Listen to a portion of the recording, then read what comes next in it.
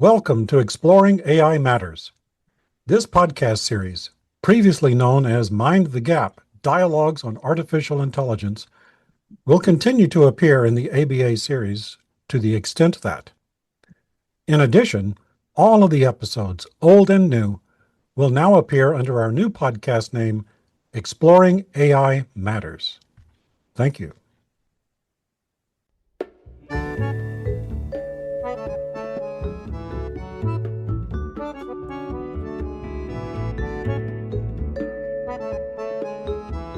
Some ancient mathematical models were used to predict the arrival of seasons, lunar phases, and the occurrences of eclipses.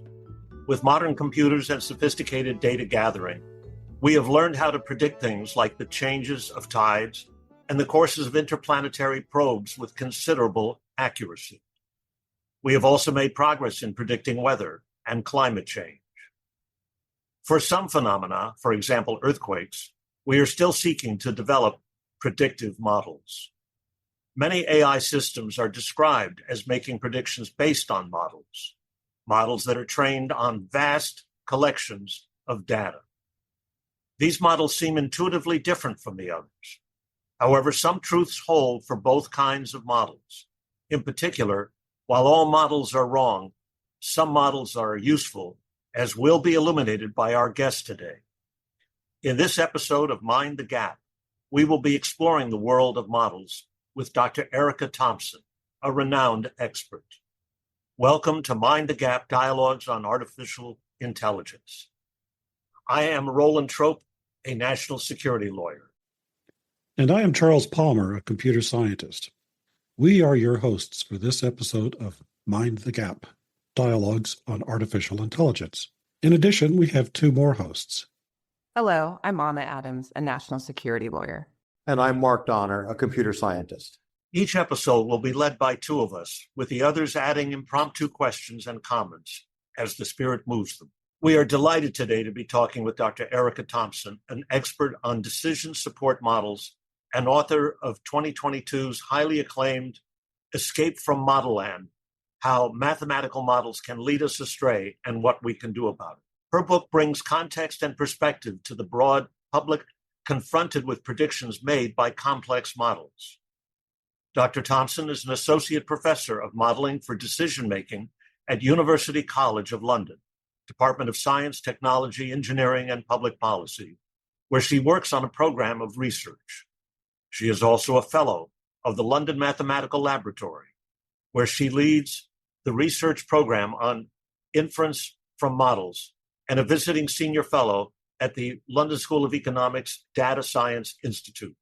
Thank you for agreeing to join us today, Erica. To get us started, in your book, Model Land is the place where all models are true, as compared to the real world where all models are wrong, but some are useful. Why should we plan escapes from Model Land? Hi, well, thank you so much for having me on today. It's great to see you all.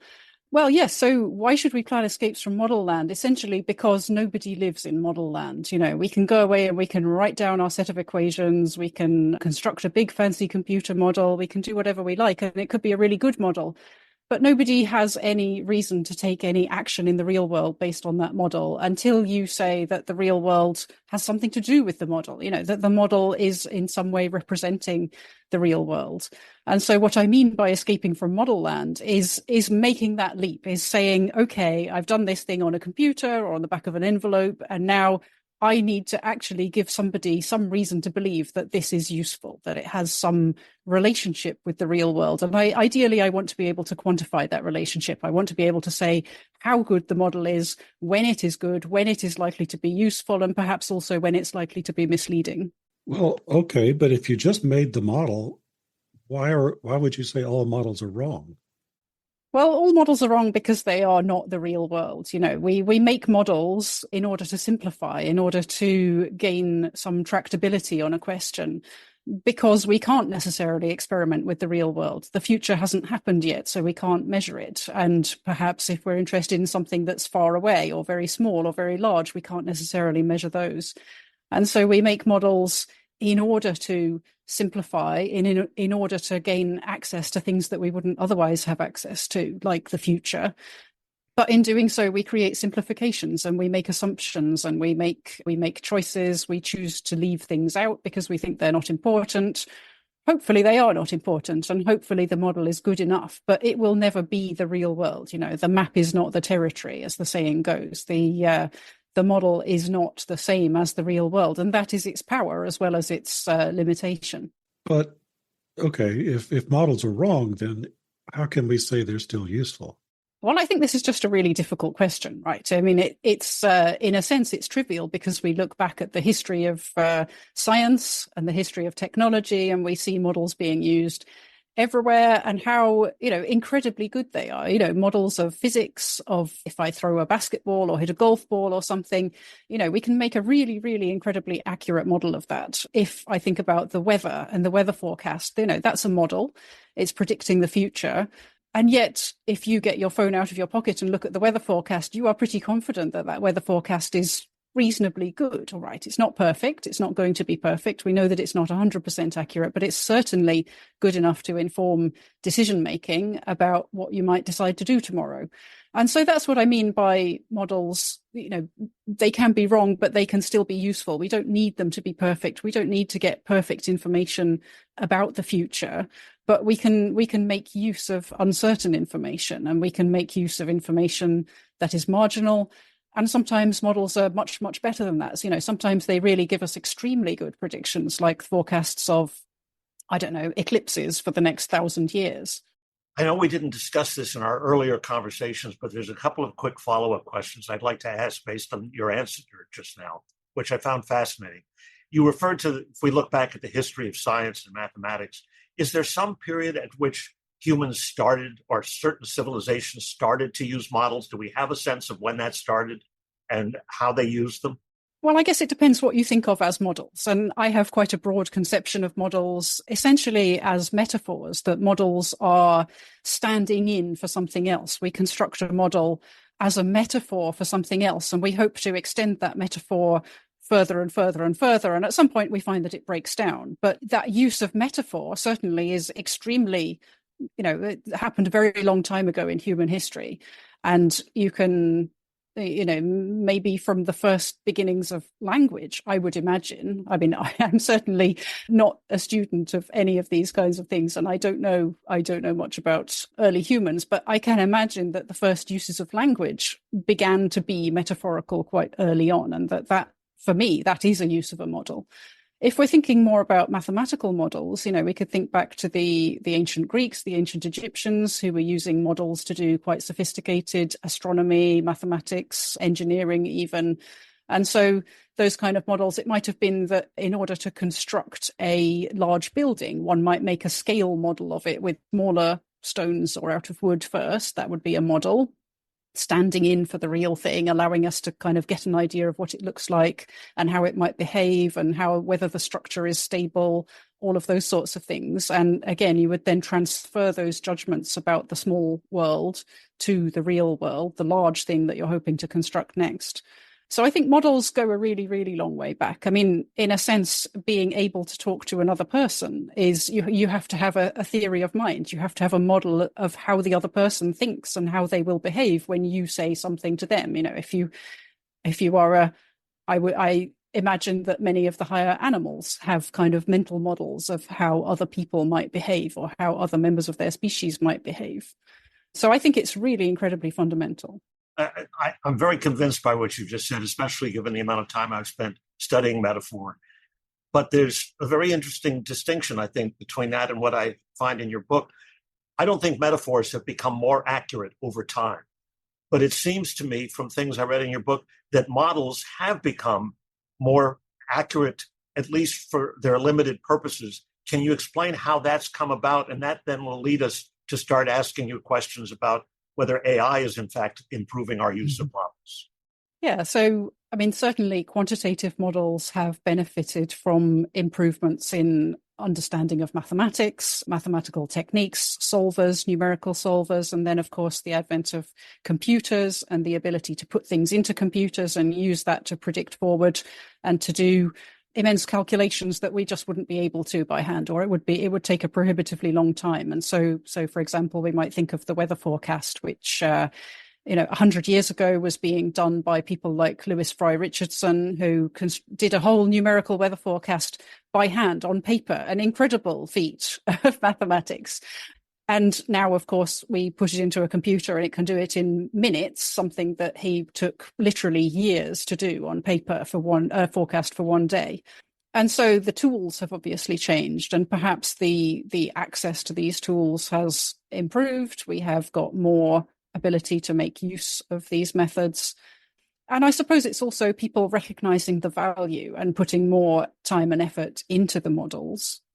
Again, the weather forecast is a good example that it initially came out of military uses, that the military would be interested in forecasting the weather in order to plan movements. And so the development happened there. And then obviously there are huge civilian uses as well. And so those would have developed on the back of that.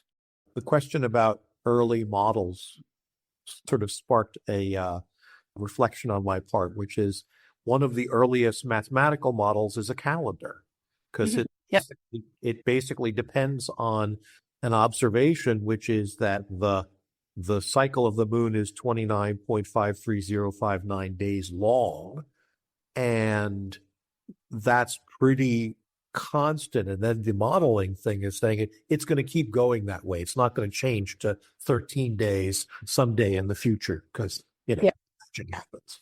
Yeah, exactly. And models are essentially inductive in that sense, that you spot a pattern in the past and you either fit that pattern with some statistical model, which might be just saying, well, there's 28 days in between each full moon, or it might be a more dynamical model, which says, I understand the way in which the Earth goes around the sun and the moon goes around the Earth, and therefore I can kind of use that to understand what the period ought to be.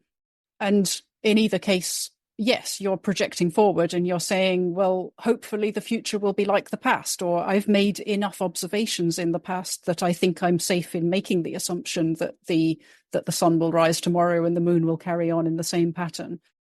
Erica, could you tell us, given the breadth of your interest, what got you started in your investigations of models and modeling? Yeah, sure. So, I mean, my background is maths and physics, and then I started a PhD on North Atlantic storms and what would happen to those in a changing climate. And so the first thing I did as part of my studies was to do a literature review and to look at what everybody else had found, what would happen to North Atlantic storms given climate change in the future. And so I looked at a lot of different models and published results. And what I realized as I kind of tabulated these was that they didn't agree at all, that there were models saying that the storm tracks would move north, that they'd move south, that they would get stronger, that they would get weaker, that there would be more frequent storms or less frequent storms. And, not just that there was this spread, but also that they didn't really agree kind of within their own explicit or implicit error bars. And so they were directly conflicting with each other. And so I realized that had not told me very much at all about North Atlantic storms, and it hadn't told me very much at all about climate change, but maybe it was telling me a lot about the way that we make and use models and the way that perhaps we are overconfident in the outputs of our models. And I just started thinking, well, what does it mean? What does the output of a model actually mean? What is it? And if I have 20 different models and they say 20 different things, what should I conclude from that? Or maybe if I had 20 different models and they said the same thing, what should I conclude from that? And so really that's how I got started. And since then I've looked at models in a series of different application areas, kind of mostly centering around weather and climate, because that's my background, but in other areas as well. And I think these questions are just fundamental. What are we actually doing when we construct a model? And therefore, how confident should we be in the output that we get from these models? And obviously, we're making really high impact decisions on the basis of models a lot of the time. There's obviously the weather forecast is extremely consequential, but also you might think of climate change forecasting and the decisions that are being made on the back of that. You might think about pandemic forecasting and the immense decisions that were made given pandemic forecasts over the last few years. And so, these are really important questions, as well as being scientifically and philosophically really interesting, I think. Before we cross the bridge into a discussion of artificial intelligence, I noticed Amma had a question.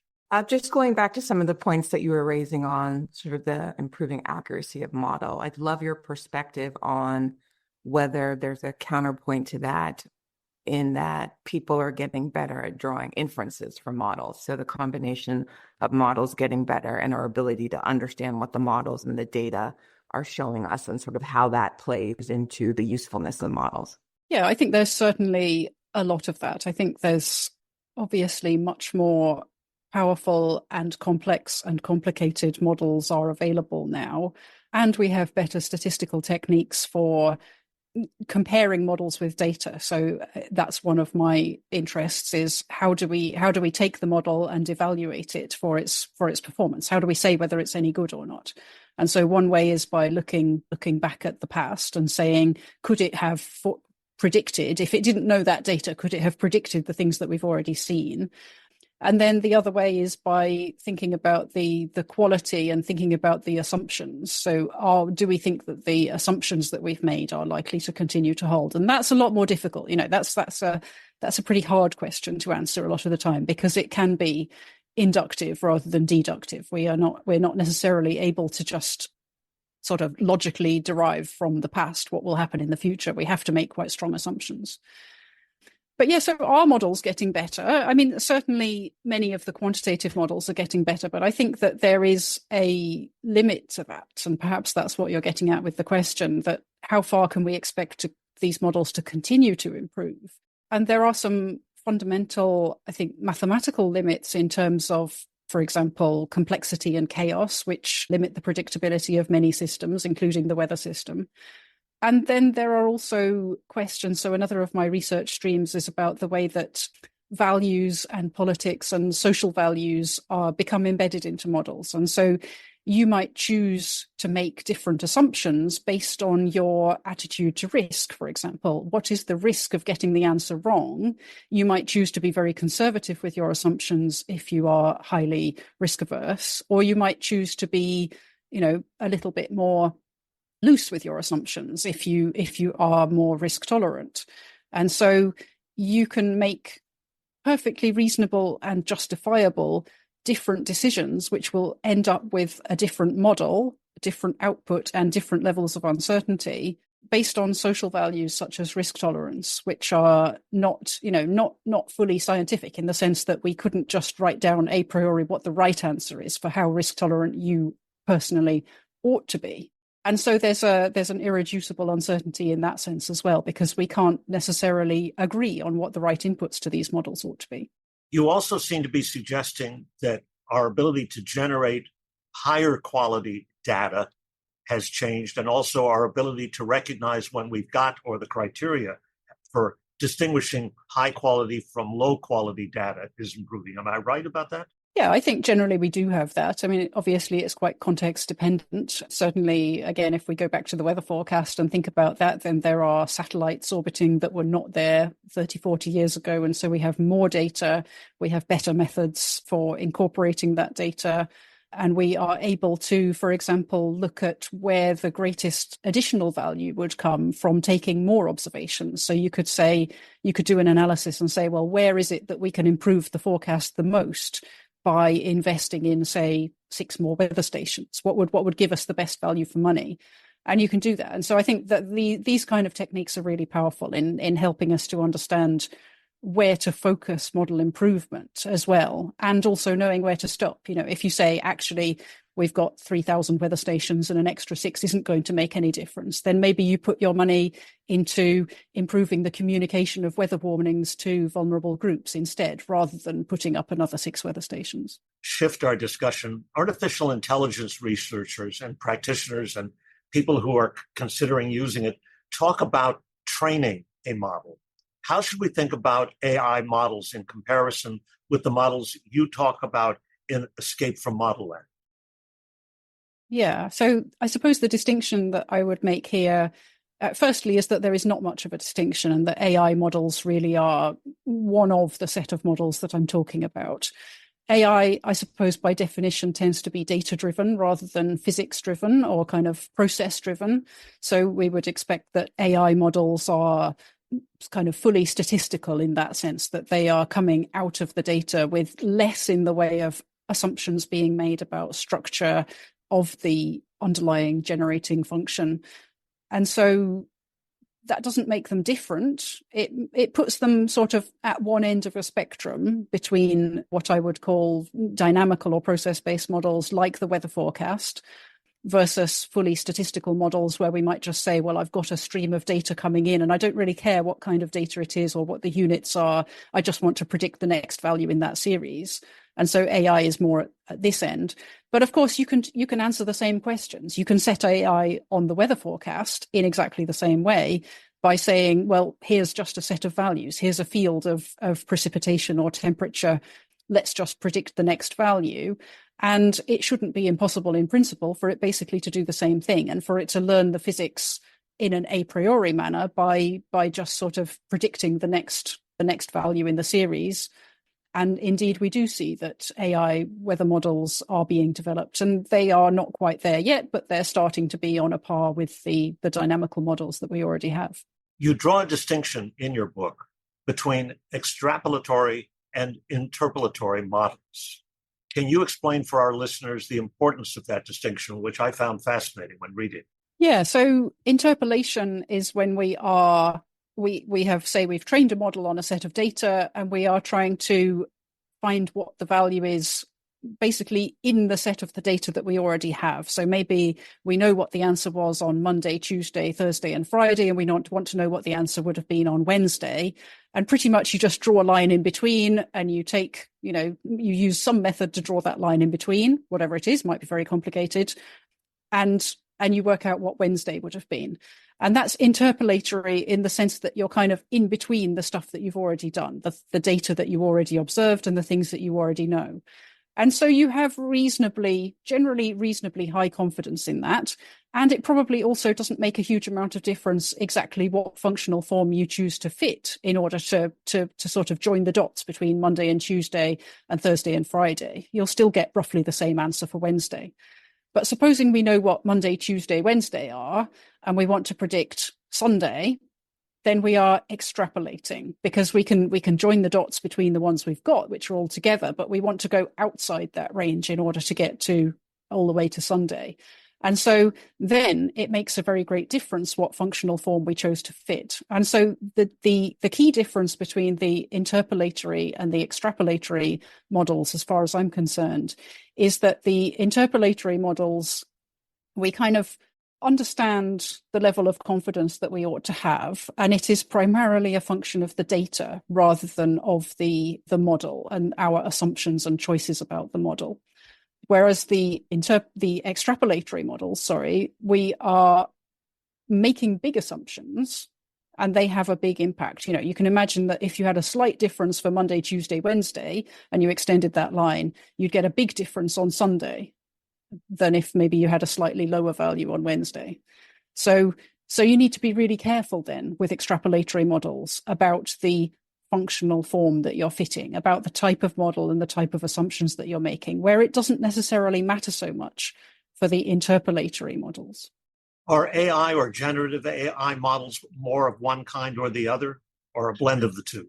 So it's not really a function of the model, whether it's extrapolatory or interpolatory. It's a function of the question that you're asking of the model. So supposing I can fit Monday, Tuesday, Thursday, Friday with one model, okay, then the interpolatory question is, what was the number on Wednesday? And the extrapolatory question is, what will it be next Monday? Yeah, so we've got the same model, but we can ask an extrapolatory question or an interpolatory question. And so we can expect that the model will be good for interpolatory tasks, and we have to be really careful for extrapolatory tasks.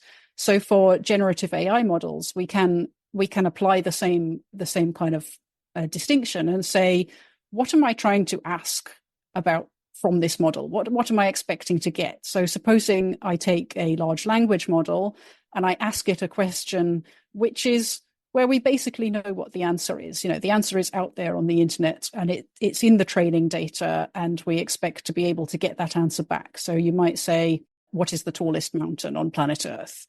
And it will tell you the tallest mountain on planet Earth is Mount Everest. Okay, and we are confident in that because we expect that there was lots of good quality training data, the answer was there, and it's just spitting it out. And then we could ask all sorts of other questions. Of course, that's a very simple one. But if we wanted to ask it something extrapolatory, let's ask the large language model who's going to win the next US election. Well, that is certainly extrapolatory. That is something that will require thought. It will be able to give you an answer. I mean, if I tried to answer it, I would also be extrapolating. I have no secret knowledge of what the future holds. And so, I should, when I'm asking it that kind of question, I need to be more careful. So it's not necessarily a property of the model, is what I'm saying. It's a property of the question and the model together, and the set of training data that you've used to calibrate that model. The current hot topic in AI, of course, is the generative AI model, which you seem to be getting really close to. But I'm not sure, are they strictly extrapolatory, or are they both extrapolatory and interpolatory? And what does that tell us about their nature and their usefulness? I mean, I think they do both, and it depends what we're trying to ask it to do. So, I mean, what it really tells us is that we need to be careful about the kinds of questions that we're asking. So if we have a large language model and we ask it a simple question where we expect that the answer is contained within the training data, then we should have reasonably high confidence that it will give us the right answer. And if we're asking it something for which the answer is not contained within the training data, then maybe we need to examine what are the assumptions that have gone into this? What is it that our model is actually trying to do? What objective function is it minimizing when it is constructing the next word and the next sentence in the response? And so that might give us some insight into what kinds of answers it's likely to give and what kinds of errors it might be likely to make. And it would hopefully give us some understanding of when we should have confidence in the output and when we shouldn't, and what we could use the output for and what we couldn't use the output for. So if you ask it who's going to win the next election, that would be interesting information, right? It probably contains useful information there, and it would probably be able to tell you, narratively about why it came to that decision and what kinds of information it has available to it, and how other people think and have thought about that topic.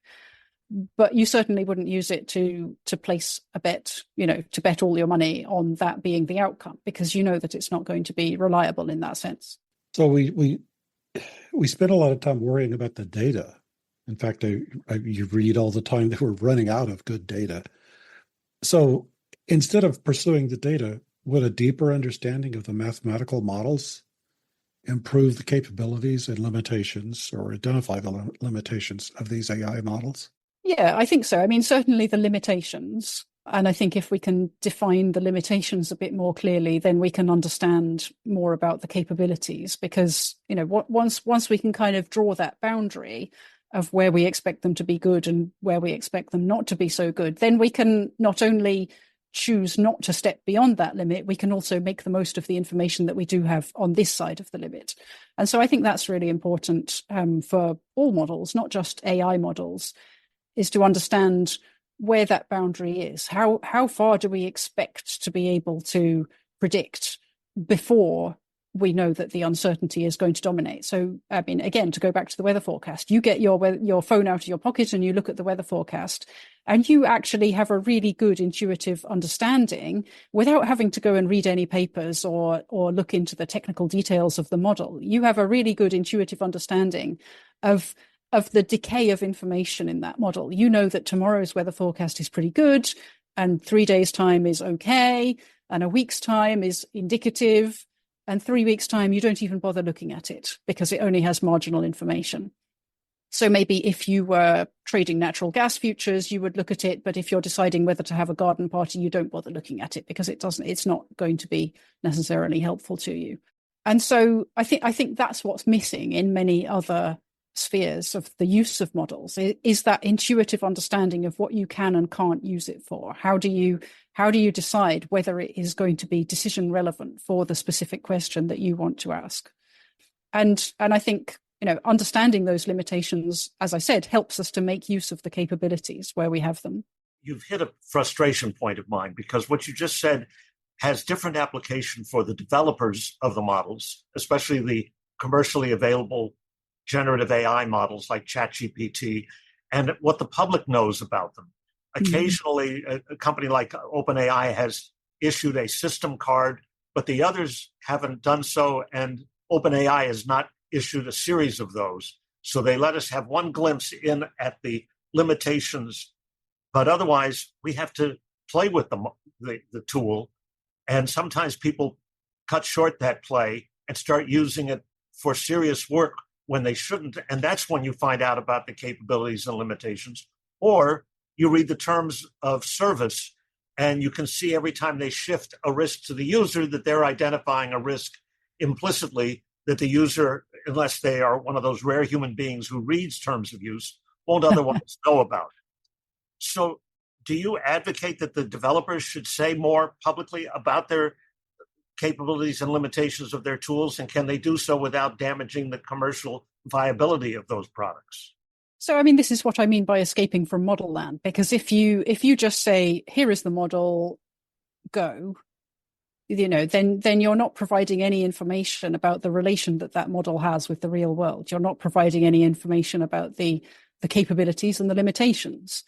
And so that's sort of fine as far as it goes, but you've got to remember that you're just dealing with some abstract mathematical object that somebody's programmed into a computer. What does it actually mean? Well, the only way to know whether it has any relevance to the real world is to evaluate. We must do evaluations. And I certainly think that the most qualified people to do the evaluations are the modelers, because they probably already know where the weaknesses are, and they can drill down into those and understand them better. But ultimately, the bottom line is, does it reflect the real world for wherever we're trying to actually predict the real world? And maybe we're not. If you're interested in using ChatGPT to help you make up stories, it doesn't matter whether it's related to the real world. It's actually not important. And so that is a use case where the evaluation isn't necessarily relevant to you and isn't necessarily useful to you. So choosing to take that use case is relatively risk-free. Now, it's not completely risk-free. I can imagine ways of it going disastrously wrong, and you wouldn't want to just release stories that it generates into a society without looking at them first. But it doesn't actually matter. There isn't really an evaluation that you can do relative to, is it getting, quotes, the right answer, because there isn't a right answer. If you want to get the right answer, then you have to do some sort of quantitative evaluation. So that ought to be the onus should be on the modelers to do that quantitative evaluation and to say that their model has some relevance to the real world before it's released into the real world. Okay, you said something there that kind of made my ears jump up. When I'm a software guy, and when we build software, the good developers will test it, and they'll test it really hard. But we don't usually want the final testing to be done by the authors of the program, because it's like having an engineer write your program. They're going to test the math stuff. They're not going to test the UI or anything else. But you suggested that the modelers themselves explore the limits and extend the model. What about the non-modelers? Don't they have a role to play?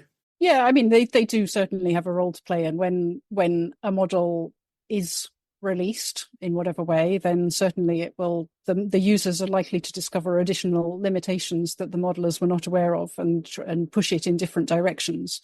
So yes, I certainly agree. But to release a model without having done any evaluation would be, I think, slightly ridiculous. And yet the users should be informed users. They should be able to say, well, this is no use without an evaluation. So if you want to integrate it into business critical decision systems, then you should jolly well do your own evaluation as well. Whatever they've got, whatever OpenAI provide for you, you're going to need to do your own evaluation too. But if you just want to use it to generate stories, then maybe it really doesn't matter. I find the conception of extrapolatory and interpolatory very powerful and useful in thinking about these things. I learned it from your book, and it causes me to reflect back on some of our previous conversations with people in the AI space. So, for example, in episode 4, we talked with Robert Erdmann, who's the chief scientist of the Rijksmuseum in Amsterdam, and he did some remarkable work to sort of reconstruct the missing pieces of the night watch. And I think of that as an interpolatory exercise. Whereas in our episode 8, we interviewed the head of the stroke unit at Mount Sinai Hospital in New York, and they're using vision analysis systems to look at CAT scans to make predictions to the on-call neurologist as to whether or not and where they might look to see evidence of a stroke. So this is a powerful tool for thinking about and reasoning about these AI models. So thank you. And I think that example also highlights the sort of risk tolerance question as well, because if you're interpolating part of a painting, obviously you would love to get the right answer. But if you don't, it's really not the end of the world. But if you're predicting stroke susceptibility and you're expecting to make decisions about, medical treatment or allocation of resources based on that, then there's a much, it's much more critical to get the right answer. And so again, the evaluation question comes back, that I think in one situation, you would be more keen to evaluate and to check your data and to check it's working and to ensure that you are making sensible decisions and cross-check that against whatever systems you had in place beforehand, before you actually start doing it, operationally. Whereas with the painting, you can be much more, you can be looser about what it is that you're expecting to get. So it sounds like you're saying we certainly need better data, but we need to better understand how these things are working. The mathematical models that perhaps we're even just creating with the data, that how those models might illuminate the capabilities and limitations and how much risk we can assign to it with these AI models.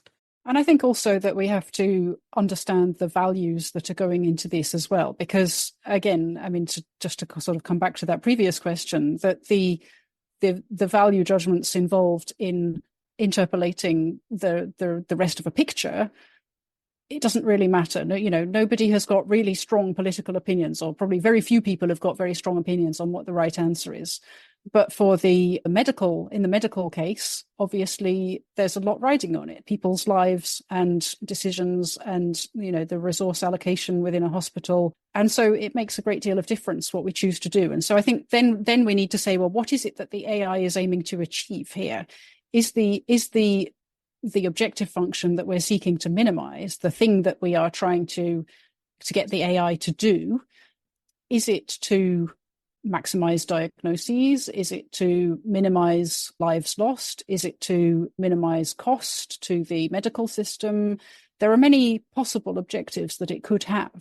And, we don't know a priori which one is actually happening. If we've just taken some sort of statistical model off the shelf and said, well, we're going to minimize the sum of squared differences between this and that, what values are implied by that? What risk tolerance is implied by that? I think these are really interesting questions, especially as AI and these data-driven models start to be used operationally for decisions such as those, which have got obviously a lot of different opinions and values and interests are represented there. And we need to think about how those different opinions and values and interests are represented, or perhaps are not represented within the models that we're using. I want to continue on the subject of the user's perspective. Both scientifically grounded causal models and AI statistical models present conceptual challenges to non-experts attempting to understand or accept their predictions or to evaluate them. What advice can you give to those of us attempting to grasp the predictions made by statistical AI models? I suppose the first is to understand that it is simply curve fitting.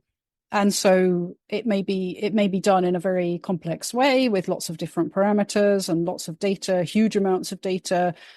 But basically, we're just fitting a curve to past data. And so that is extremely powerful. It can be extremely powerful. It can give us some incredible tools for making good decisions, but it also has risks. So I suppose that the advice that I would give, if you're working specifically with a particular statistical model, would be to ask the modeler whether you're dealing with an interpolatory or extrapolatory decision question and how good they expect the model to be, especially if you're thinking of an extrapolatory use case, and to try to understand how we get out of model land. What is it that gives us confidence that this model is going to be any good? And so for the scientifically grounded models, causal models, as you described them, the thing that gives us confidence that they're going to be good in future, firstly, is that they were good in the past, but secondly, is that we expect the laws of physics to continue. I expect a model of a basketball's flight to be as good tomorrow as it was yesterday, because I expect the laws of physics to be true tomorrow as they were yesterday. And I have really high confidence in that.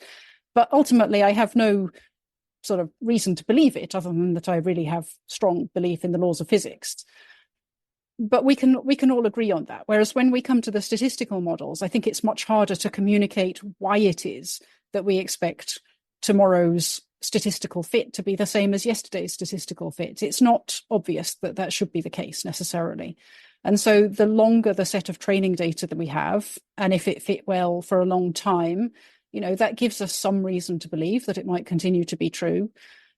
But obviously, it depends what it is. If you look at the weight of a turkey and you plot the weight of the turkey as it grows and grows and grows and grows and grows, and then would you project that forever, or are you going to stop at Thanksgiving? So you do often need to have some causal understanding of what it is that's happening in order to understand these kinds of limitations. That was a wonderful answer. Improving a statistical model usually involves training with more quality data. How does one improve a causal model? And when do you know that the model is starting to drift, degrade, or possibly collapse? Well, you improve a causal model in exactly the same way, by taking more data. And typically you would then use that data, rather than just to fit the curves more precisely, you would use that additional data to try to understand more about the processes that are happening. So you might say, I'm interested in, crowd movement. And you'd think about, well, what are the processes that are actually happening? I've got a crowd of people who are trying to get from A to B. I've got some that are going from A to C. I've got some that are going from C to B. And I've got some that are just wandering about in the middle. So maybe I might try to fit all of those separately, individually, and use my additional data to fit a load of sub-processes and then put those all back into my big model. Whereas if we were taking a totally statistical approach, maybe we would either just fit everything in one go, or we'd hope that some of these sub-processes would kind of emerge in some way statistically out of the data. We'd do some kind of clustering and we'd spot those. I mean, eventually, of course, they kind of coincide, or they ought to. We would hope philosophically that if we had sufficiently large data sets, that the causal models and the statistical models would become the same models, because they would both learn the laws of physics and they would both learn the generating functions and the generating processes that are going on underneath the hood, behind the scenes of whatever it is that we're looking at. And so, I don't really see statistical and causal models as being all that different. They're very different to begin with, but the more and more we do with them, the more similar they look, and the more we expect to get, hopefully, the same answer, if there is a right answer. And I think it's still slightly an open question for me as to whether in many of these cases there is an answer at the back of the textbook that we can expect to converge on. So that comes to your second question there about, when do we expect the progress to perhaps bottom out, to kind of flatten and reach some kind of limit of predictability, or decay. Decay. Yeah, I mean, decay even is an interesting one. So for physical models, I suppose the general hope is that as we add more processes and as we add more data, we will put in more and more complexity into a model, and that it will get better and better, and that it will kind of get monotonically better until we approach the correct answer. Actually, this is something that I've written about in the past, about the perhaps the naivety of that assumption. And it doesn't seem obvious to me that will always happen, especially for complex systems like the Earth system, or like any system involving humans, who are incredibly complex and will always throw a spanner in the works. We have difficulties, for example, with models of systems like the global economy. So if you look at central banks, the Bank of England, for example, projects like GDP and inflation every quarter. But of course, they are endogenous to the system, because people in the economy look at the Bank of England's forecasts, and they will then use those forecasts to help them make decisions. So for example, if the Bank of England were to forecast that there will be a recession next quarter, you can be guaranteed that it would happen, because people would look at that and go, oh no, what am I going to do? And so people, it's part of the system in itself. And I think this is the case for many of these complex models, although perhaps on longer timescales. We can think of the climate system. When people look at a climate model and the forecasts of what will happen to the climate in the future, that changes their behavior, and that changes the global emissions trajectory. For example, we look at the Paris Agreement from 2015, which was based on the forecasts and the outcomes of global climate models. People looked at that and they said, oh dear, we don't want that to happen. We're going to have to keep global mean temperature change below 2 degrees. And the result was the Paris Agreement. And hopefully, fingers crossed, that will result in global mean temperature being kept below 2 degrees. And so we sort of forecast a counterfactual. We forecast what would have happened, and then we take action to make it not happen. And so this kind of comes on to another key theme of my book, which is the sort of participation of models in creating reality. I think that the way that we construct models from a scientific perspective, you sort of hope to be a completely independent observer outside of the system. You just say, how do I make the best possible model and get the right answer?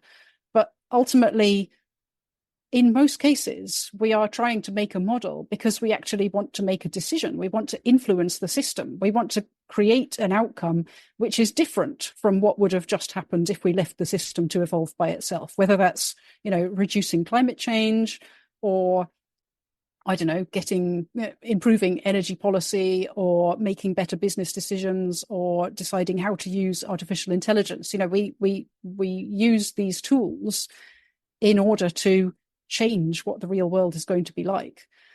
And so I just think there's loads of interesting questions there about what that means if we are constructing models which are part of a system.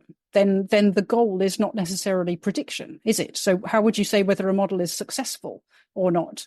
Not necessarily that it gets the right answer. You look at the forecasts of COVID from March 2020 and the sort of worst case scenarios, the curves going up, hundreds of thousands of deaths, etc. If those worst case scenarios had been followed, that would have been catastrophic. Fortunately, that didn't happen. But the fact that the model made those predictions is part of why it didn't happen. It was the advocacy. It's fascinating. In a previous project, I worked on very long timescale predictions of various inflation rates. Mm-hmm.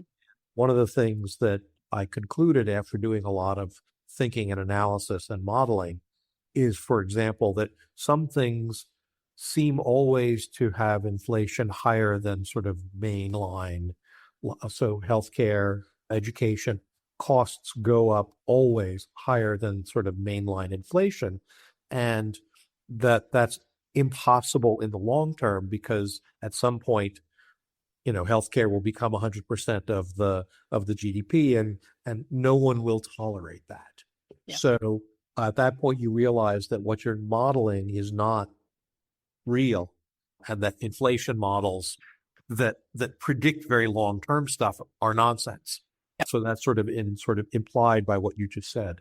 Anyway, thank you. Yeah, and just understanding those timescales, saying, I understand that the weather forecast is good for a few days, or right. I understand that a COVID forecast is good for maybe a few weeks, or I understand that an inflation forecast is good for however long, maybe a few months, and understanding where to stop and not taking it out for 100 years because you just know that it's going to be rubbish. That's where you have to apply your expert judgment and say, well, how long do I expect that it could do this for? How good is it remotely reasonable to think that this model could be, and not get taken in by the hype? But sometimes, that's Mark's example earlier of Dr. Turum using AI to decide whether to inject a particular drug to limit the damage caused by a stroke, you're going to get that feedback immediately, and you are trying to affect the outcome in the real world. Well, we're talking about the users now, and that's a very dear topic to me because I'm also an instructor at Dartmouth College. And one of the concerns that everyone in academia seems to have is everybody going to depend on, or students going to depend on AI too much? The very first day of class, I had just told my students how to look up something using online resources. And I look around, and sure enough, immediately one student had already asked ChatGPT to look up something. So what do you think about the danger of becoming over-reliant on AI, especially in industry and companies where they might be using these tools to build systems that, well, who knows what it was trained on? Yeah, I mean, it's a difficult one, isn't it? Because sort of as we have tools, it's inevitable that they will affect us. When you give a child a calculator and let them type in the numbers and get the answer, you want them to be able to do the calculation themselves first in order to understand whether you've typed it in right. You know, if you want to know what 24 times 36 is, and you type it into your calculator and you get an odd number, you know, you want to be able to say, that's wrong. I don't know what the right answer is, but that is obviously wrong. And I think that's the kind of sort of level of user sophistication that we need with these tools as well. We need to have people who aren't just resorting to the AI or the model to give them an answer without an understanding of whether or not that looks plausible, and with some idea of how to check it, you know, how to go back and look at this and sanity check it and have an idea of whether they should or shouldn't be confident in that. So I'm fairly optimistic about the capabilities of generative AI. I think that it's amazing. I think it has the potential to be extremely useful.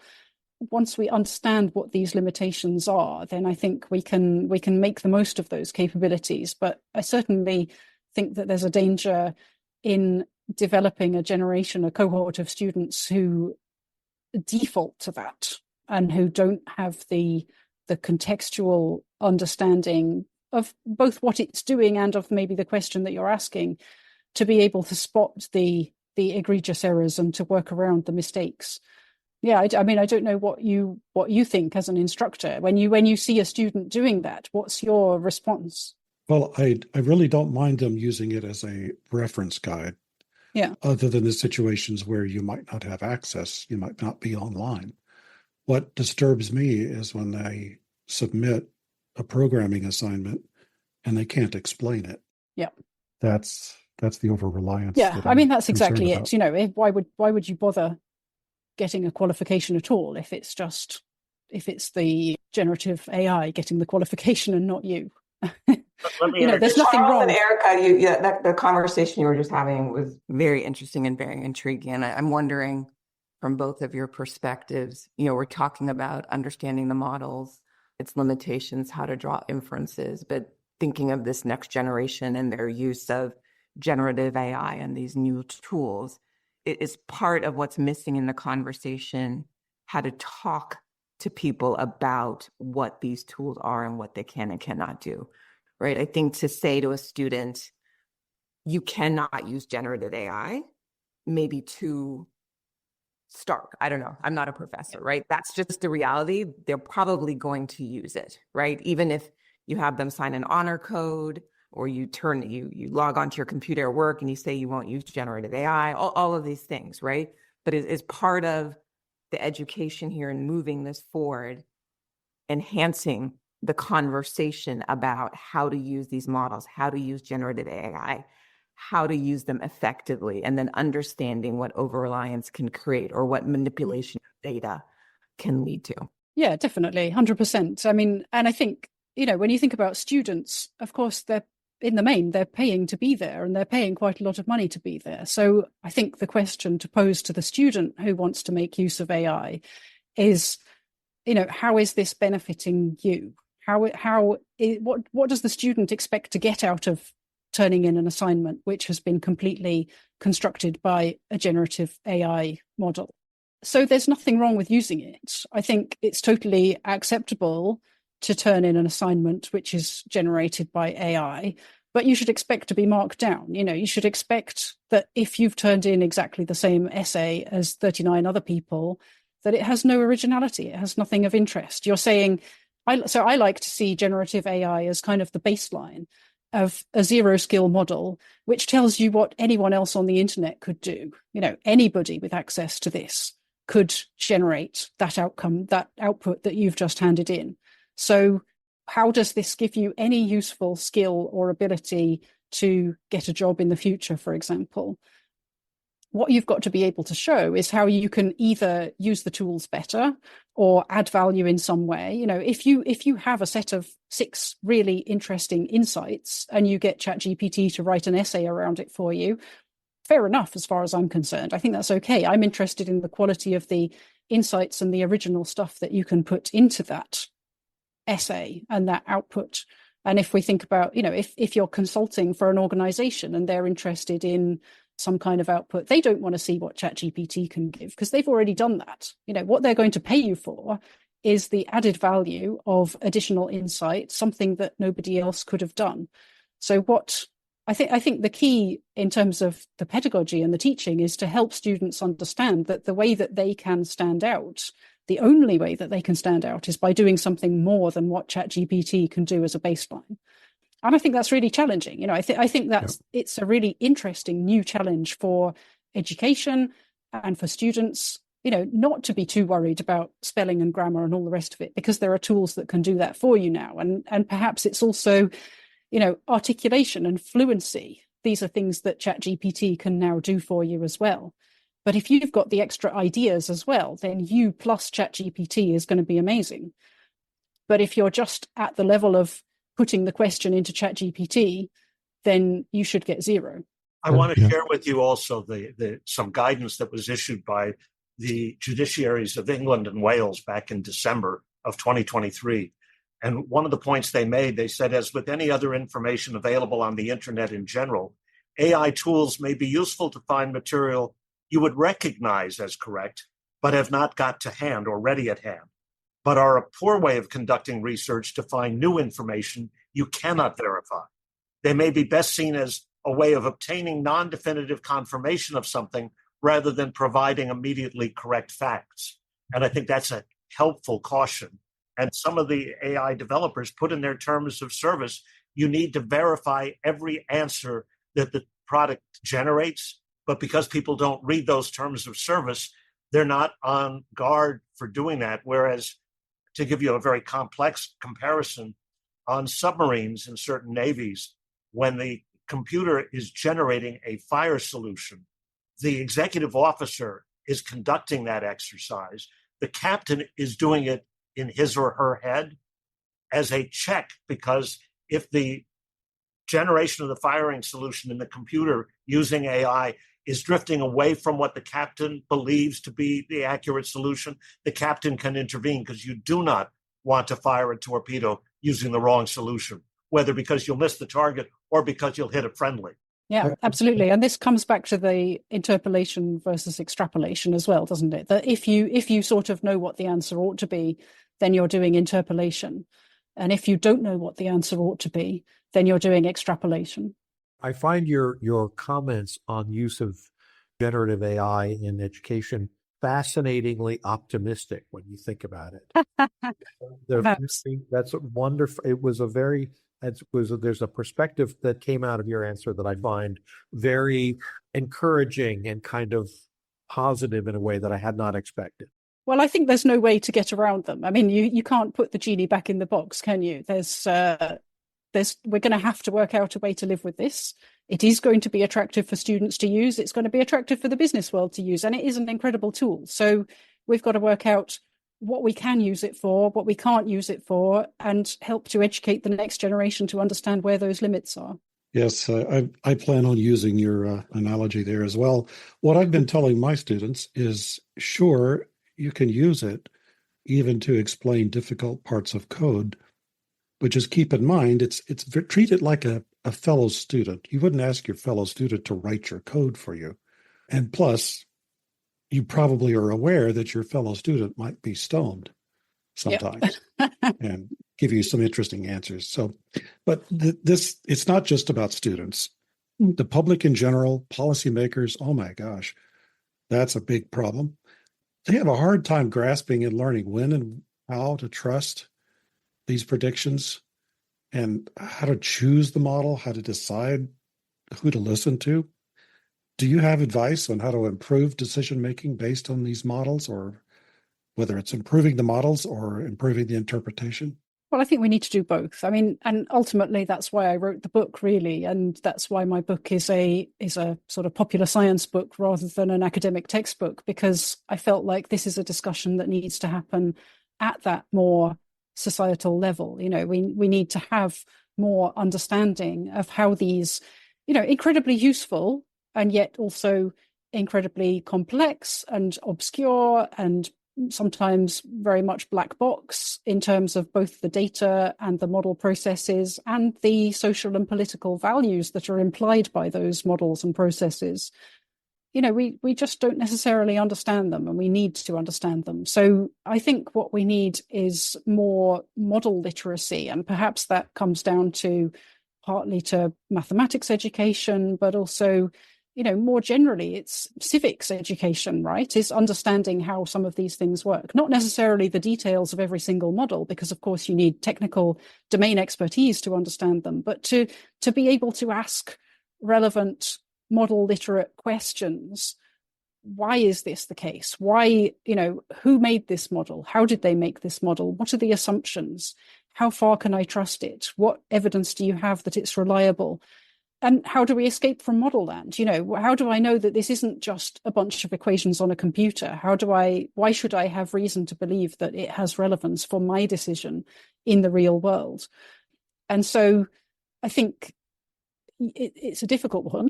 We do need more education. And this is something that I've been thinking about myself, is what kinds of training perhaps do we need for decision makers, whether they're in industry or policy making.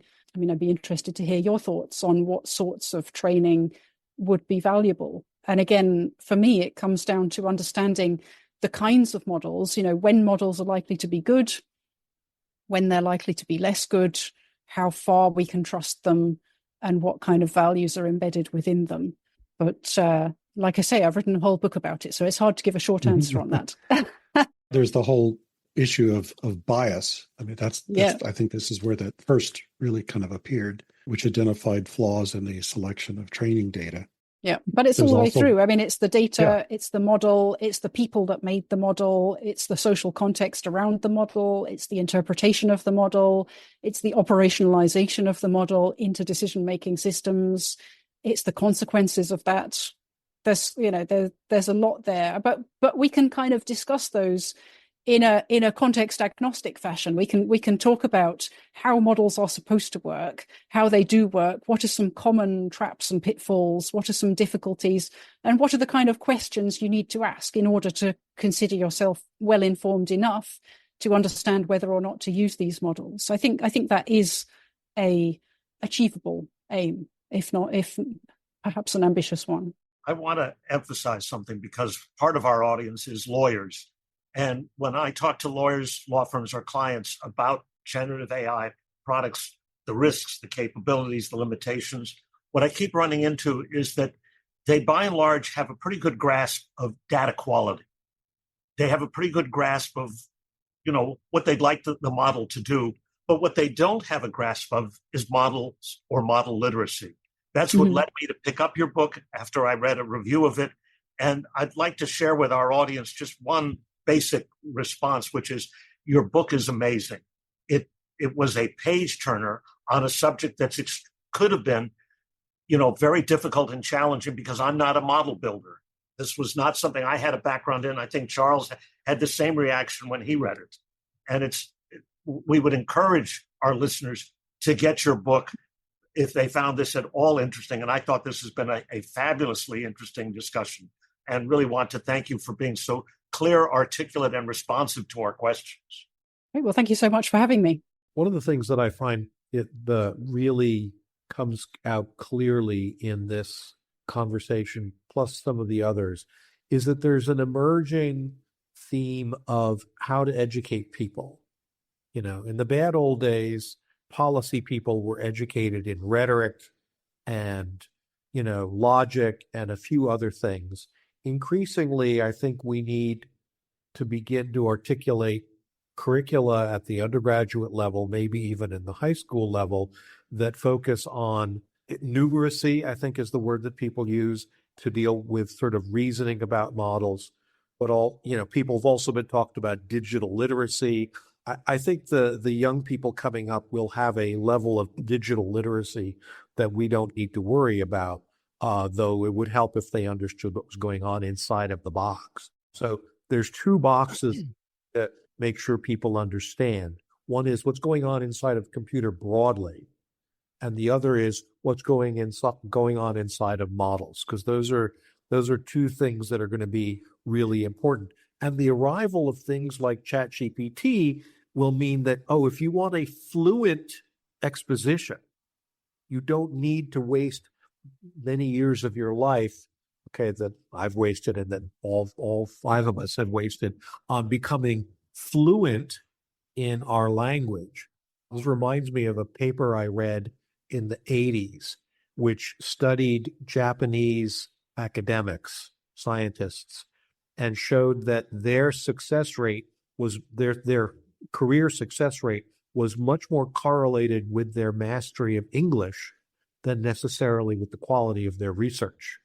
And I could envision things like ChatGPT leveling the playing field for people who are not as fluent in the dominant language, English, as other people might be. I mean, that'll make life harder for us, but I think it'll be better for the world at large. Anyway, sorry, didn't mean to rant. Which isn't to change the fact that mastering the language is a lifelong apprenticeship, and getting better and better at using metaphors and models is also a lifelong apprenticeship. Well, again, Erica, thank you so much for joining us today. Every time we have one of these, I think, gee, this is the most fascinating one yet, and you continue that stream. Just all kinds of ideas to take out and think about. I'm sure our audience will understand the way you explained it better than if I had explained it. So again, thank you for your time, and thank you for your book. Fantastic. Well, thank you so much for the invitation and for a great conversation.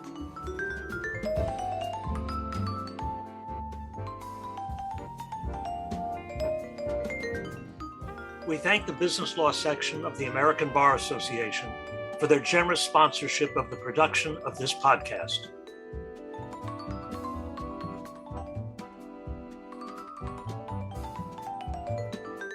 We welcome questions and comments from listeners. Send email to comments@mindthegapdialogues.com. We read all comments and questions and will try to respond in the letters section of a future episode. If you are writing about a particular episode, please do mention the specific episode number. Please also do include pronunciation tips to help us properly say your name when we reply in a subsequent episode.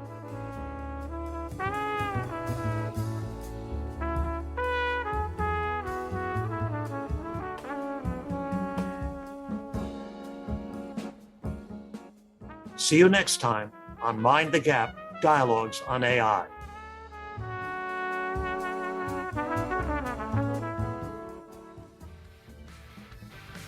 Thank you for listening to the ABA Business Law Section's podcast series, To the Extent That. The section offers a robust collection of content. To explore more about this topic, or to learn about joining the section, visit ambar.org/bizlaw. That's BIZLAW.